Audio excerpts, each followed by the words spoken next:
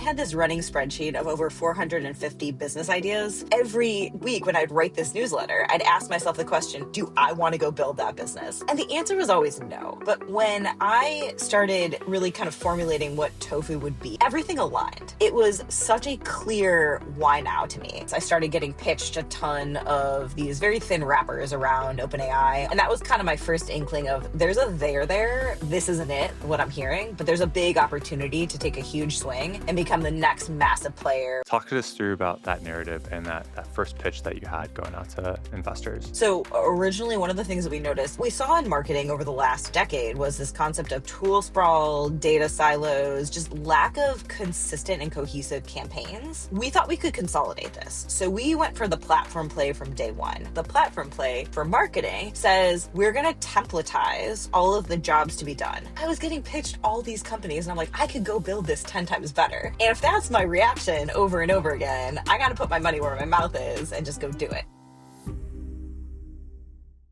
Elaine, thanks so much for joining us at the first pitch. I got to know each other over the last couple of years. Very excited to have you here. You have both the operator and investor background, and so you're joined here today with Shamra and myself. Would love for you to give us a quick high-level overview of Tofu and your background. As I always tell people, I am definitely not a natural founder of a go-to-market tech company. I started my career as a mechanical engineer, specifically in biomechanical, doing med device. My family of doctors thought that was the direction I would go. Very, very quickly realized how painfully slow that world is, and I'm just a very fast-moving person. So I was like, well, did 5 years of school in this. This isn't for me. What am I going to do? And I was in San Francisco. So I was like, well, naturally, I'll join an early stage startup. So I joined a startup as one of the first employees. 4 Israeli founders who were about 25 years older than me, had been around the block, had a really successful exit before. And it was so fun. We were literally in the upper floor of a tiny little house in Palo Alto at the beginning. And we were selling to enterprise CIOs. And that was where I just kind of got a literal fire hose of go figure stuff out. And I was just doing all the things. And I really liked to go to market. I'm very extroverted. So I love talking to prospects and customers and analysts and anyone who would talk to me, and slowly but surely kind of figured stuff out. And I love systems, definitely a systems thinker, a tinkerer. I like building. So I started doing a lot of the ops stuff, demand, pretty much anything you can think of on the go-to-market domain. And that was very fun. And through that, randomly, this was like phase 1 of growth hacking. I feel like we're entering phase 2 of growth hacking right now, which is kind of a fun place to be. But in phase 1 of growth hacking, I was very in that world and got to know a bunch of VCs through that process. Andreessen Horowitz was our biggest investor. So that was really how I ended up getting to know folks. And that took me down that rabbit hole of eventually joining a VC. So I spent 5 years as a partner investing at the seed stage, specifically at the intersection of AI and SaaS. And Signalfire was very early on the AI train. They've, for a decade, been really banging the drum of every company is going to be an AI company. Funny story on this one, I had actually built, before I joined Signalfire, I had actually built my first GenAI product back in 2018 called SoundSpot. And the whole concept here was I listened to 1 million podcasts a day,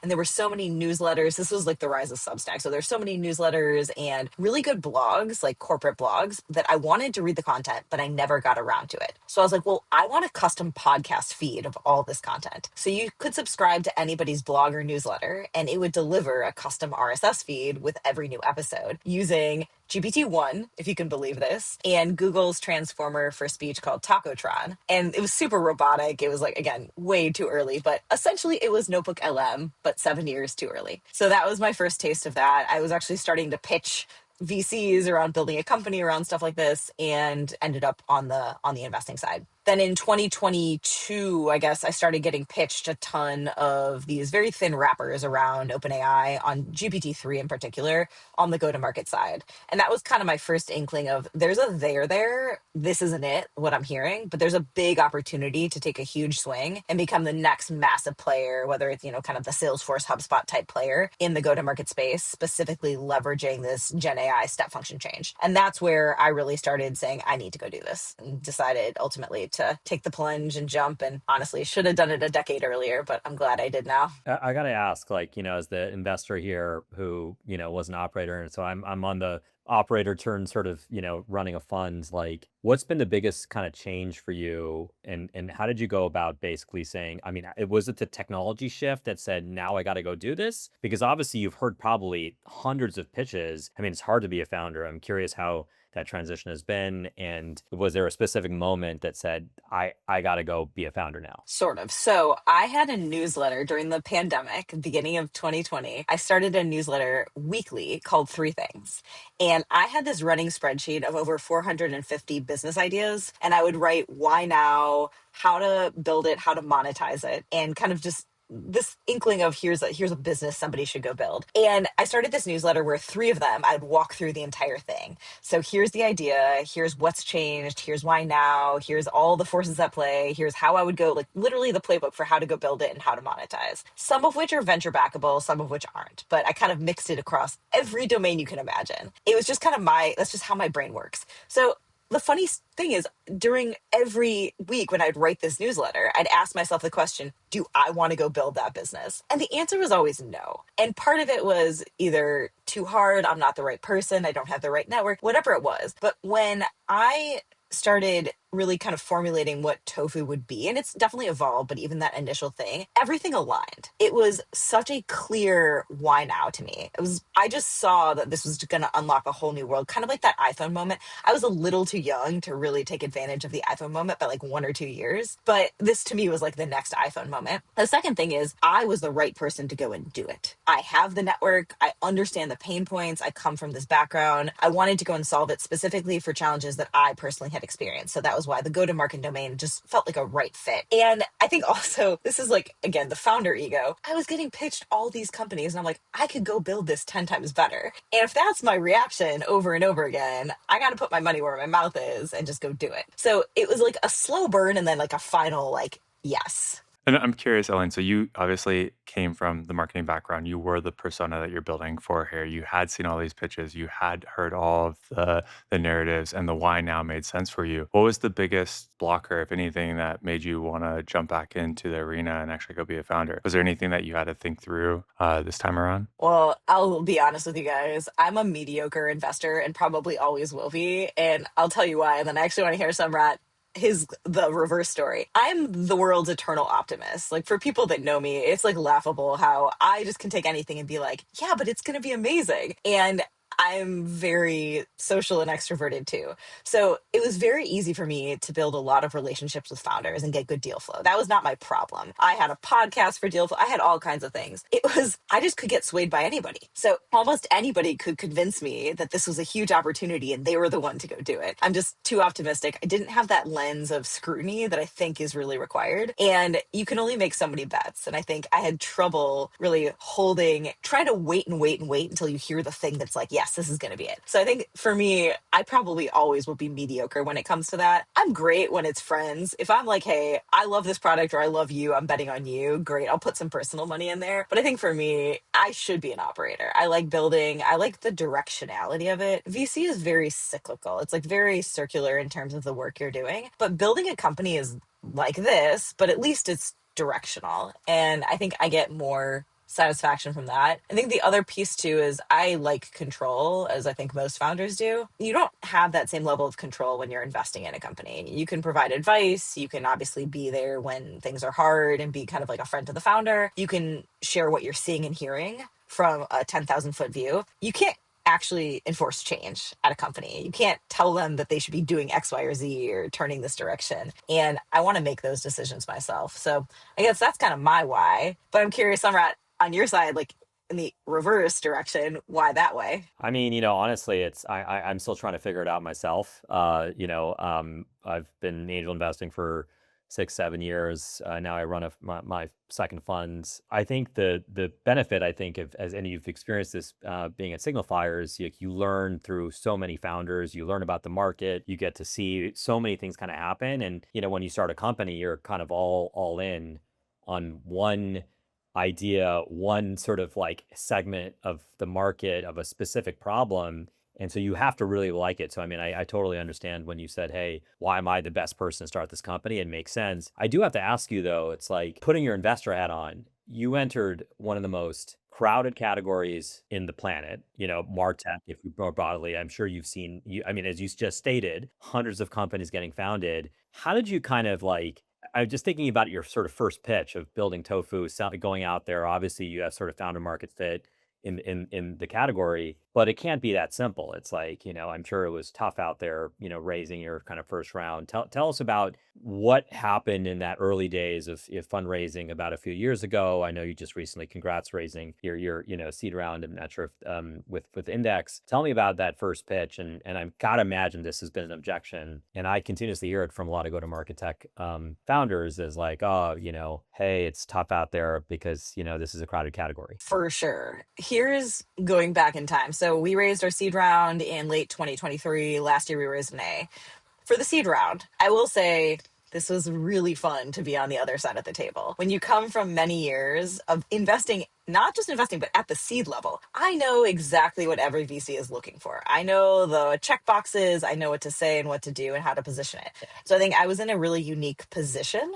Mm, from a team construction perspective, I brought the subject matter expertise, domain experience, and network. My co-founders, both PhDs in computer science, had actually worked on large language models at places like Google before it was even called large language models and TensorFlow, Meta together working on the Ray-Ban glasses, the AI behind it, Twitter, places like that. So they brought the technical chops, and combined, we were a really good team to go and tackle the space. At the time, the two obvious things, to me at least, that generative AI, again, we're in GPT-3 land, pre-chat, like, I guess ChatGPT had just been released, but like early. The best things that it was showing signs of doing well were coding and content, right? So I don't know about the developer world. That's not my background. I don't have the founder market fit is not there for me on that. Content, for sure. Like sign me up all day. And one of the things that I had identified as an early pain point, which is interesting to kind of like replay history, was I have this joke around Maslow's hierarchy of content. So if you look at content, you start with the text layer, then you go to audio, then you go to image, and then you go to video. And as you're walking up this hierarchy, it gets richer, it gets more impactful, but it gets way harder to do. And it's costly, more time consuming, all of that. And same thing if you're looking at any marketing team, whether it's a small company or a huge company, the biggest bottleneck is always at the video side, right? And as you kind of go down. Well, at the beginning, we were starting to see glimmers that it was getting really good at text, starting to get 11 labs of glimmers of audio, and you could kind of see where it was going. One of the original pitches that we had was just around this concept of imagery. So creating, whether it's ads, like 27 variations of ad units across 4 different channels, whether it's images for blog posts, websites, PDFs for sales enablement, it was such a bottleneck. The process, quite frankly, still looks like submit a brief to your creative team, wait 2 to 3 weeks to get version 1 back, give feedback, send it back, it goes back in the queue, and then rinse and repeat every time you need a new ad set, a new blog post image. It's just stupid that that's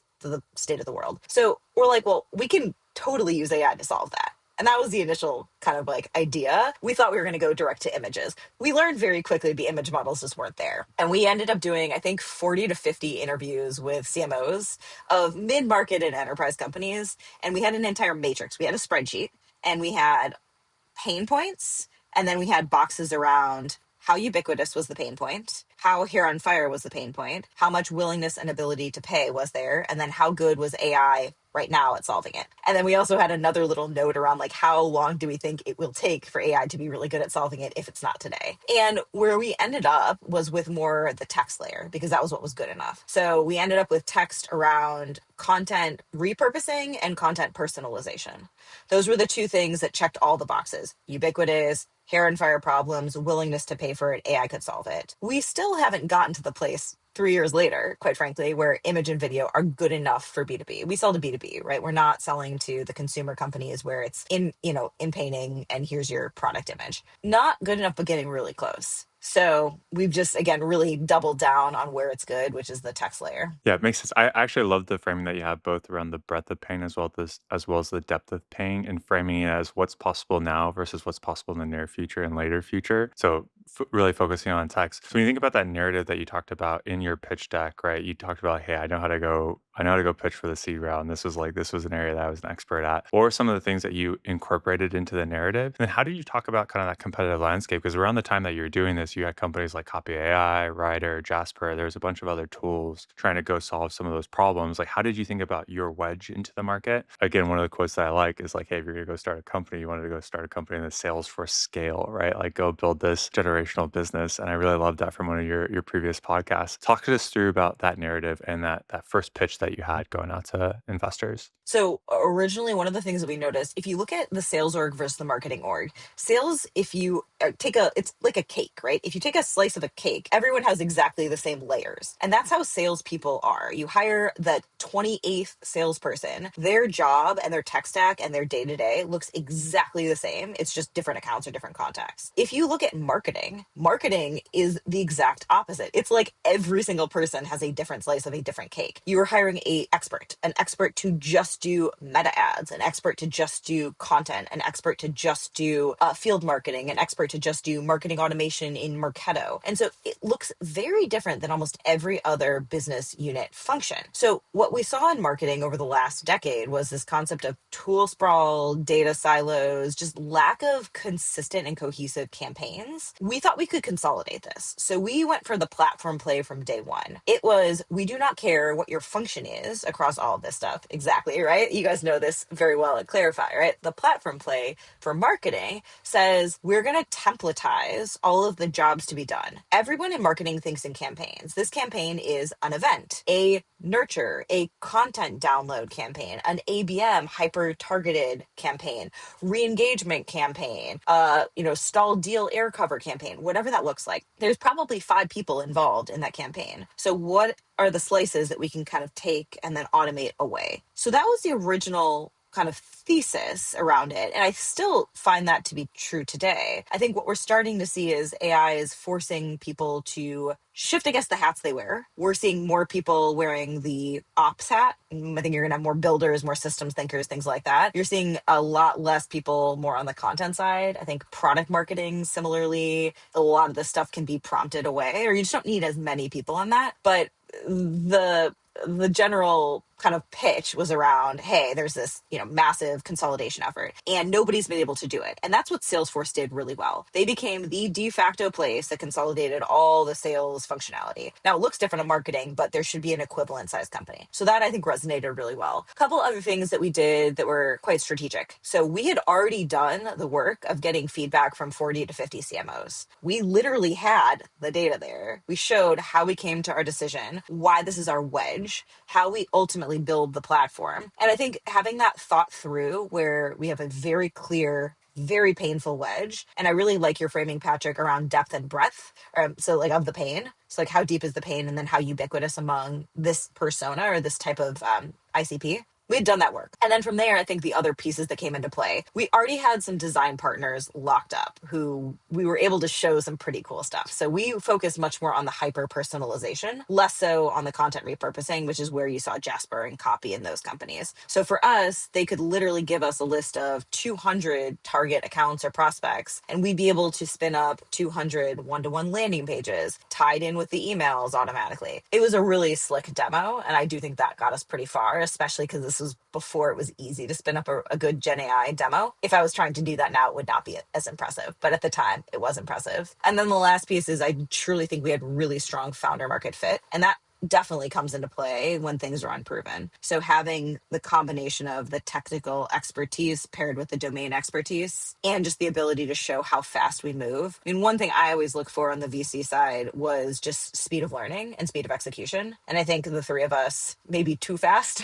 but we push the bounds when it comes to just shipping things, moving quickly, and then learning. And so I think all of that kind of came together and made it shockingly easy for our first round. We also were lucky in timing, a lot of other things, but that first round was actually not so bad. Yeah, there's always some luck involved in fundraising and building a company, right? Which is always worth talking about. But I think one of the things that I really like that you mentioned is like focusing on the platform first and thinking about it as a platform company, right? Because like when you think about specifically what we see a lot in the market now is you have these like vertical like wedge solutions. It's a question of durability functionality there, but thinking about like, hey, what is that core workflow across all these different touch points that marketing has, and thinking about owning that workflow as well as building that kind of platform. I really love that framing. And that's, again, it kind of is similar to how we think about Clarify as well. One of the questions that I had specifically related to this is like, and again, I actually like your framing on speed, because I think that's probably one of the core advantages that teams have, is how quickly can you move and how quickly can you learn. But what is different now, or I guess what did you hold true then that is different now? Like, where's your mind shifted over the last like couple of years working on this? So many things. Oh gosh, we could spend the next 30 minutes just on this.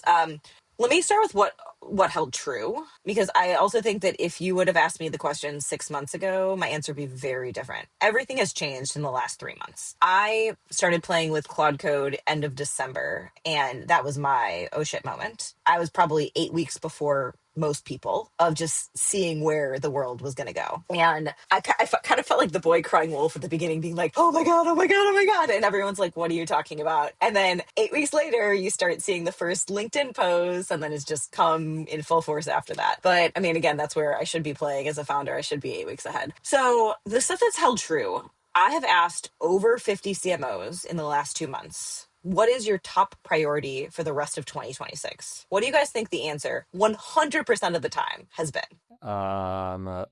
Scaling our marketing efforts, or is it like keeping, AI use among the marketing team? Nope. Cost? What's your Hyper guess, Patrick? personalization. Pipeline? Pipeline.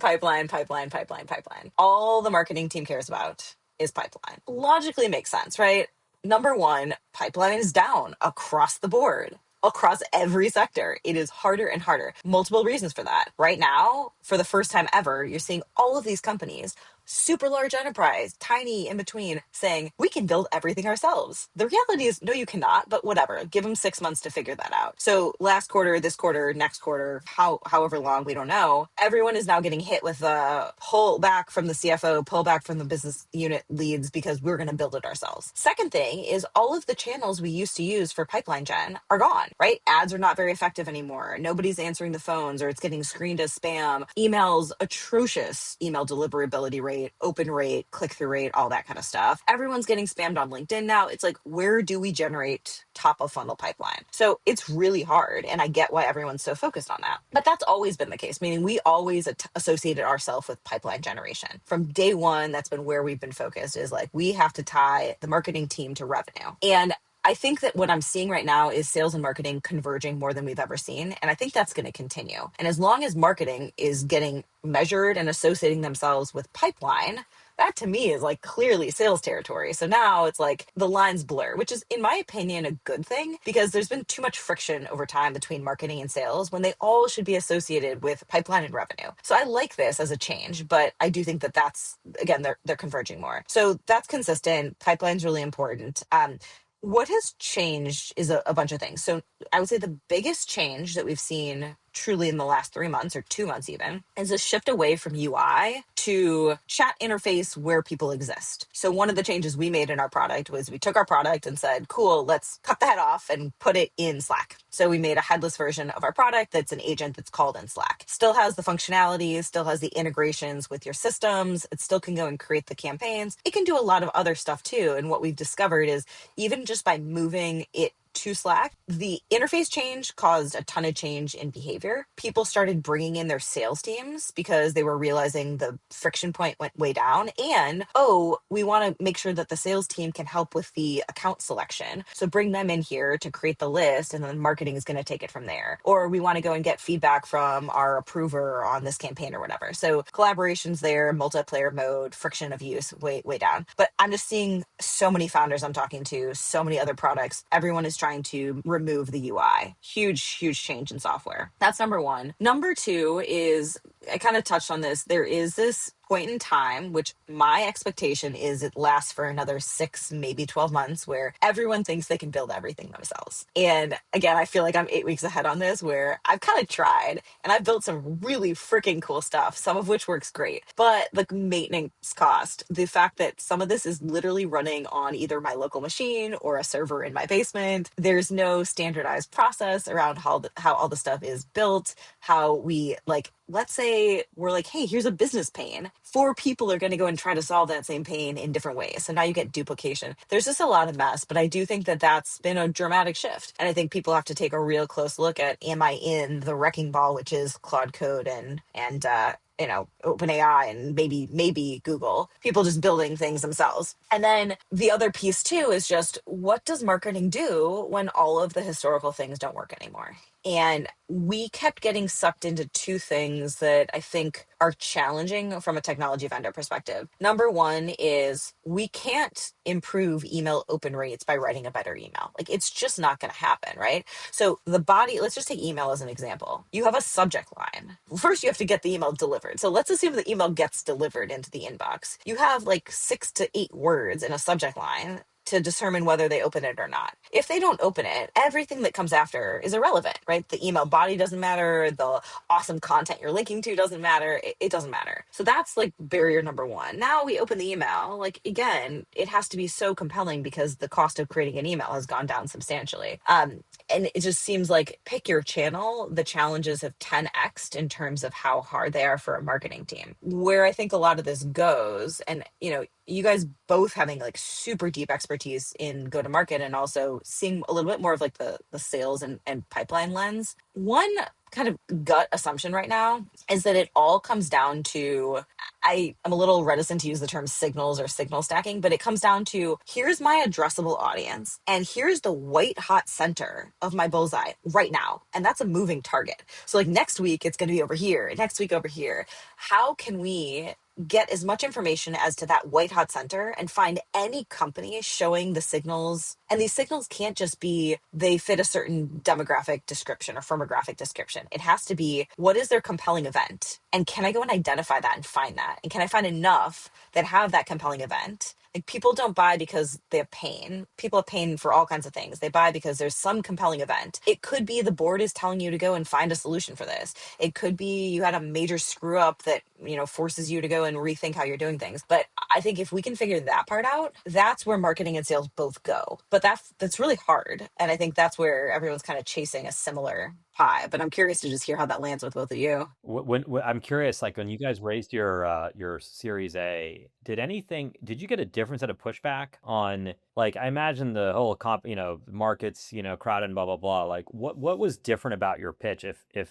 anything, or did you tell a different story when you guys went to go raise your Series A? The Series A story was built on the back of momentum and pull, really. So when we got into market, we had very quickly gotten a lot of traction and we were able to turn this into a word of mouth flywheel. So without spending any money, my strategy from day one, I mean, I would say there's a few superpowers I have, but one is really around demand and content. And I kind of knew from day one, the easiest path to success before we even had a product in market would be to associate ourselves with the best CMOs and marketing teams out there and also look way bigger than we are. So we seeded Tofu as a brand way before we had any revenue or any real product. I started doing a weekly AMA series. It was a webinar series where I would get like hop, skip, and jump to the best CMOs I could find who had the biggest names, biggest brands. And I would now spend an hour with them and associate Tofu with them and I built the relationship with them. I'd ask for, hey, can you intro me to this other person? So now we started to build this kind of sphere of influence that was bigger than what we had. And then we turned it into this content flywheel with our own product. So I was kind of doing this continually. And so I think we just had this really insane zero cost word of mouth inbound flywheel. I would say those are the things that really got people excited. The quality of the personalization was really important too.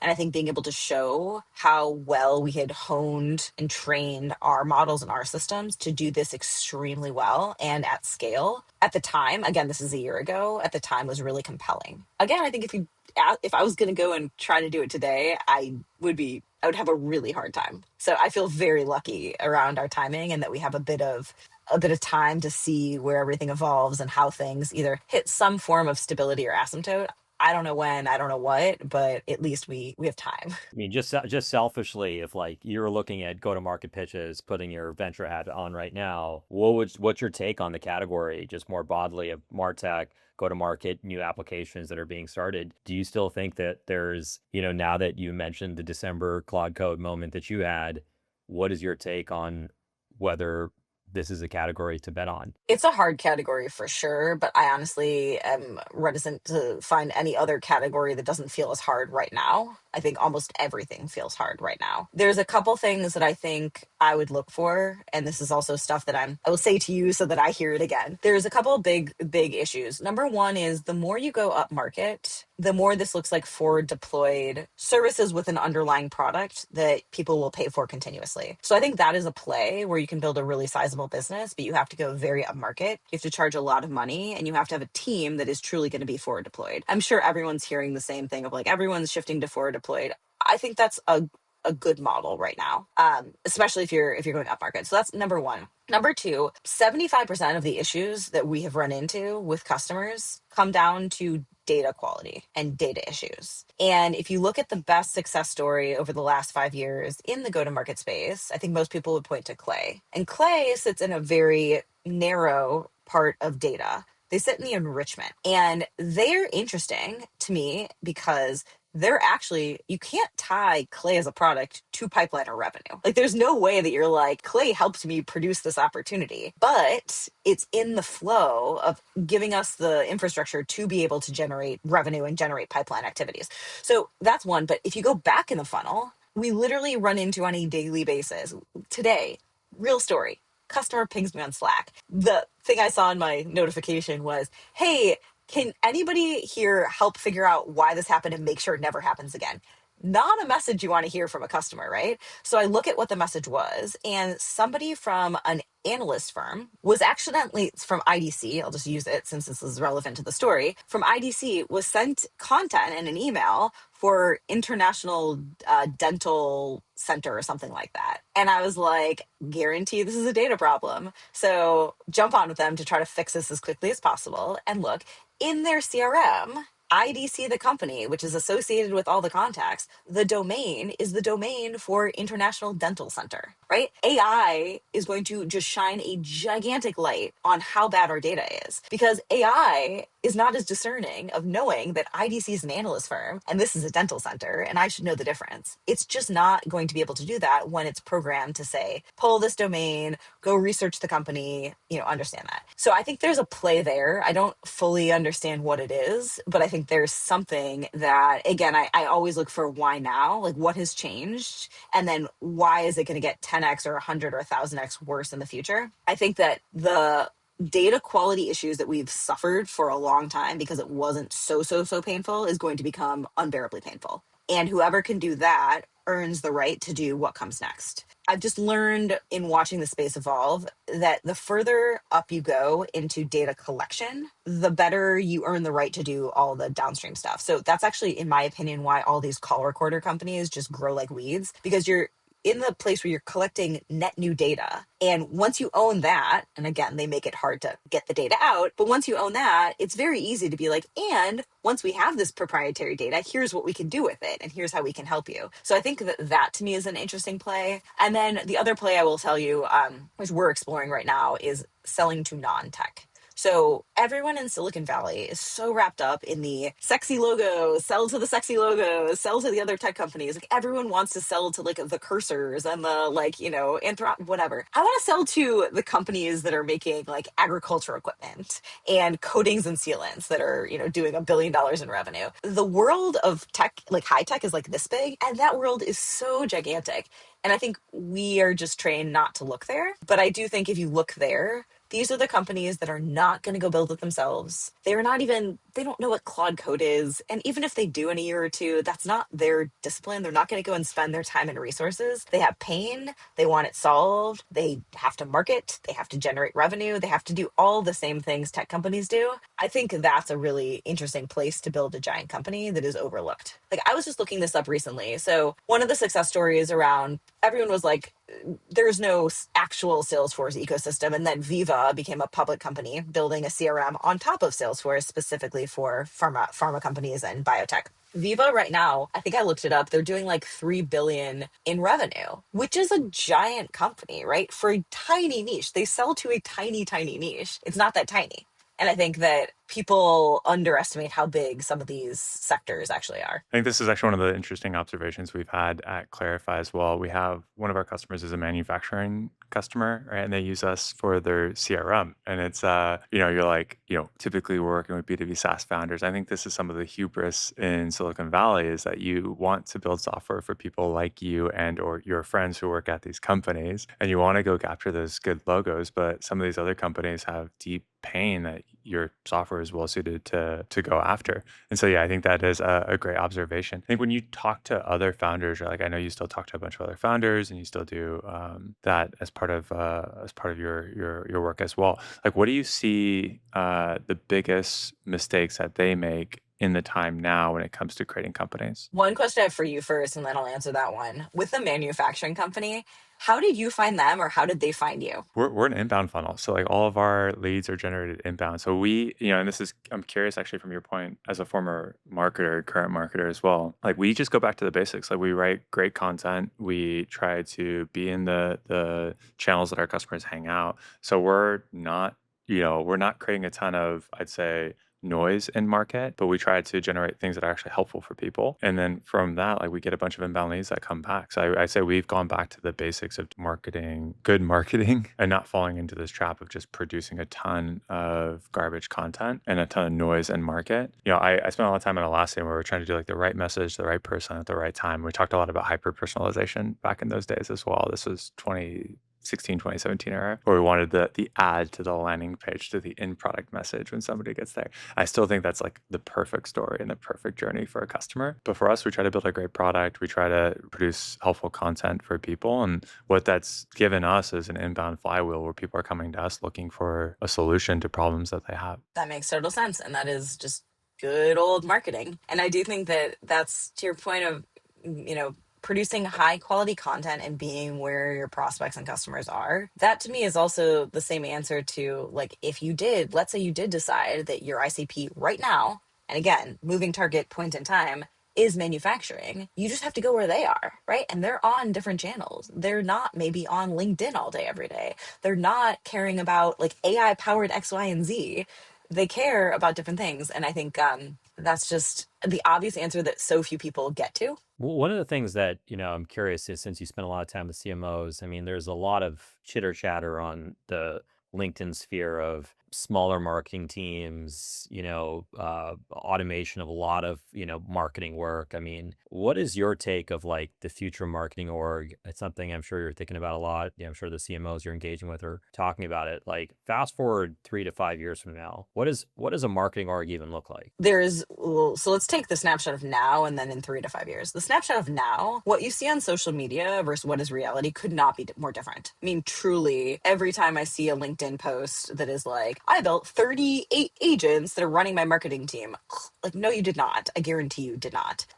Or they're doing like It sounds the good though, agent doesn't is. it? It sounds great. Or like everyone is conflating a skill versus an agent. So I've had so many people that very smart people, we'll say very senior people at bigger companies who will be like, I built 10 agents. And I was like, oh, tell me more. And I'm like, you built a literal like brand skill or you built a messaging skill. Different things, right? Both equal, like very valuable. Skills are very valuable, but not a full-blown agent. Right now, I think there's some low-hanging fruit opportunities that most people are taking advantage of. And a lot of them come down to AEO, GEO. So AEO is the first new channel unlock in a while. I think we're also realizing that a lot of it really comes back to good SEO practices. What was exciting 10 years ago is now exciting again. So cool, go do all the same things. But it is a new channel, right? Getting surfaced and cited by an LLM. So everyone is trying to figure that out and scrambling. And this is where, again, if you're not writing for a human and you're writing for an LLM, you can automate a lot of this stuff. And so I think that's an interesting thing where we've built an entire pipeline where we have around 200 prompts that we're tracking, and we write a blog post every single day that is fully like hands off. It's self-improving. It's tracking on a weekly basis, like how many citations, which LLMs are we getting cited on, where are we spiking against other competitors or the Serato ecosystem. And then it uses that to figure out, okay, now what blog post for next week? And every single day it writes the post, it creates an image, it publishes it in Webflow. I am hands off on that. And I don't think we need a human to do that part. There's other things too that I just am shocked that we still have humans fully running, like corporate social media accounts. Show me one company in the B2B realm. B2C different. Like people are really funny. I'm not that funny. I'm like snarky, but I'm not that funny or witty. Love those. But B2B, show me one company that has any real personality in their social media. I don't need a human to do that. Like I can 100% automate that with AI. Product marketing is an interesting one because I do think that that's very valuable, but I don't think we need as many people. What used to take somebody 3 months is now a day's worth of work because two things. We have more data and then prompts are going to make sense of the data. What was really challenging previously is I didn't have recordings of every call. I would have to do interviews with salespeople. I would have to sit on sales calls or go to sales meetings to actually listen to the voice of the customer. I'd have to run surveys or interview a bunch of people. Like I have unlimited data at my fingertips right now, proprietary data plus third-party data. And then I can go and create a series of prompts that's I have this right now on a monthly basis. It tracks across a few of our core industries. What are we hearing from common competition, most requested features, specific language that they're doing, identified pain points and how they stack in terms of depth of the pain?